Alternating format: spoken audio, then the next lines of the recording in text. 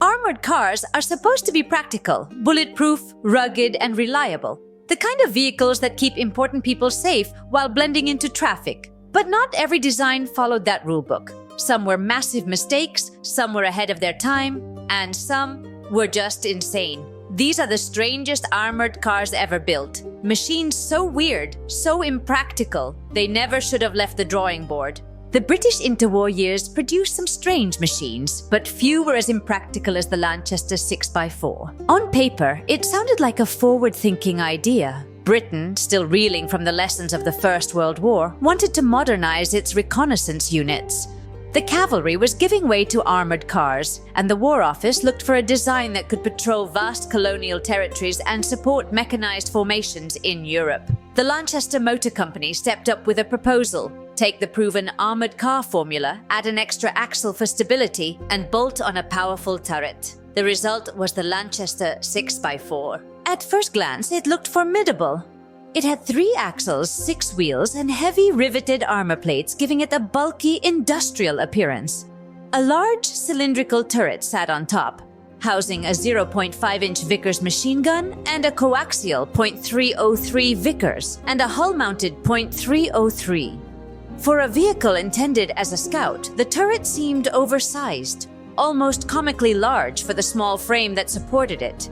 It gave the car a top-heavy silhouette, as if the designers had mounted a battleship gunhouse on a truck. But the Lanchester's problems showed themselves quickly. Despite its extra wheels, it wasn't particularly stable off-road. The third axle added weight, but little advantage off-road.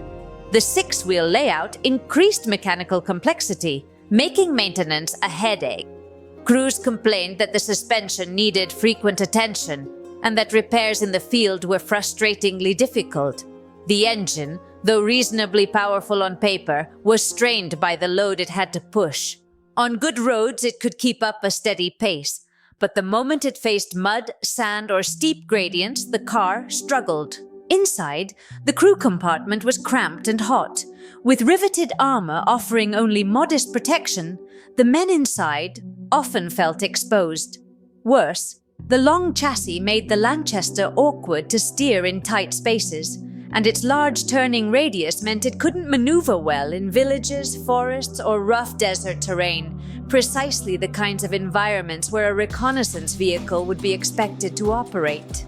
The British Army trialed the Lanchester 6x4 in the late 1920s and early 1930s, deploying small numbers to India and other colonial territories. Reports were mixed. Officers often considered it clumsy, too slow for scouting off-road, and too maintenance-intensive for the long distances it was supposed to cover. Even its armament was criticized. While the guns looked impressive, the car itself wasn't stable enough to fire accurately on the move, limiting its usefulness.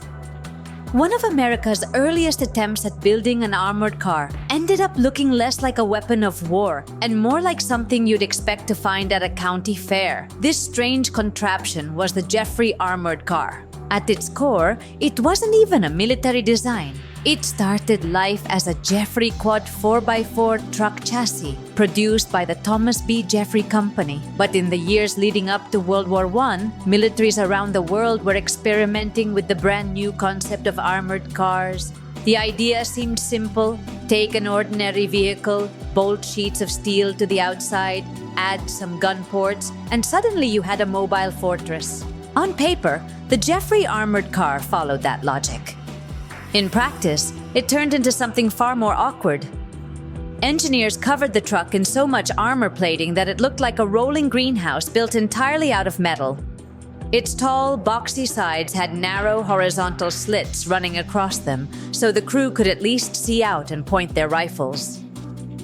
2 small rotating turrets sat perched on the roof, almost comically small compared to the massive steel body below them. The wheel placement wasn't the real problem. In fact, it had 4-wheel drive and even 4-wheel steering. But the vehicle was so heavy, underpowered, and fitted with solid narrow tires that it struggled the moment it left a road. Mud, sand, and uneven ground were practically insurmountable obstacles. Off-road, it was slow and clumsy. and the heavy armor only made things worse. Despite all these flaws, the U.S. Army still gave it a chance. The Jeffery Armored Car saw limited service during the 1916 Pancho Villa expedition, when American forces chased the infamous Mexican revolutionary across the desert. Soldiers quickly discovered just how uncomfortable the vehicle really was. Inside, the steel shell trapped heat, turning the cabin into a stifling oven. Ventilation was poor, visibility was limited, and the clumsy design made the car dangerously slow. Still, as crude as it was, the vehicle marked an important early step in the evolution of armored warfare. The Jeffery Armored Car may have been clunky, impractical, and short-lived, but it paved the way for future designs that would eventually get the formula right. It showed the U.S. military what not to do, and sometimes that lesson is just as valuable as a success. Late in World War I, Russia unveiled a design that looked less like a car and more like a rolling fortress. This was the Austin-Putilov Armored Car. Unlike most armored cars of the time, which carried a single turret or just a few firing slits, the Austin-Putilov had two fully rotating turrets mounted diagonally on its roof, each armed with a machine gun. On paper, that meant double the firepower. Two gunners could fire in different directions at once, covering a wider field of fire and overwhelming enemy infantry. It was the kind of idea that seemed brilliant in the safety of a design bureau. But in practice, the drawbacks quickly revealed themselves. Adding the second turret significantly increased the weight. Extra armor, larger mountings, and reinforced structure all piled onto the vehicle's chassis, which was never designed to carry so much steel. The suspension was under constant stress, springs breaking and axles bending under load. Drivers reported that the car felt sluggish even on paved roads, and the moment it hit rough ground, the entire system groaned as though the machine might tear itself apart. The added weight also crippled mobility. Its turning radius was enormous, making it difficult to maneuver in narrow city streets or on winding rural roads. Off-road performance was worse. The car frequently got bogged down in mud, snow, or soft ground, and recovering it required teams of horses or other vehicles. Crews often joked that it was an armored car that hated roads, a cruel irony for something that was supposed to provide mobile firepower. Despite all of this, the vehicle did see combat. Russia built about 33 of them between 1918 and 1920, based on imported Austin chassis that were modified and armored at the Putilov factory in Petrograd. They served with red and white forces during the Russian Civil War. Crews appreciated the firepower when everything worked, but most remembered the constant breakdowns, the cramped interior, and the exhausting effort of keeping the machine running. One of the strangest armored cars wasn't built for the battlefield at all. It was built for spectacle. Adolf Hitler's infamous Mercedes 770K Grosser was less a car and more a moving stage, a gigantic armored limousine designed to impress, intimidate, and project power wherever it went. The vehicle itself was a monster. Measuring over 6 meters long, weighing more than 4 tons, and powered by a supercharged inline-8 engine, it was one of the largest luxury cars of its era. But this wasn't just an oversized limousine. Hitler's version was custom-built with armor plating on the doors, sides, and floor, including a mine-resistant underbody, capable of stopping small arms fire. The glass was about 40 millimeters thick, resistant to small arms fire, and the bodywork was reinforced against blasts with approximately 18 millimeters steel around the main passenger cell. It was, in many ways, blast-hardened as well as bullet-resistant. Despite its defensive capabilities, the 770K wasn't exactly discreet. It had flag mounts for Nazi standards, chrome trim, and a retractable roof that allowed Hitler to stand and salute crowds during parades. When the roof was open, the car gave him maximum visibility, turning it into a sort of armored stage on wheels. When closed, it became a rolling bunker. Driving it, however, was no easy task. The extra armor significantly increased the car's weight, making it heavy and sluggish. Maneuvering the massive vehicle through city streets or tight parade grounds required real skill, and the reinforced suspension was constantly under strain. Fuel consumption was enormous, and the grocer quickly became infamous for guzzling gasoline. But for the Nazi leadership, that hardly mattered. The car was intended as much for symbolism as for safety. Every time Hitler appeared in it, the message was clear.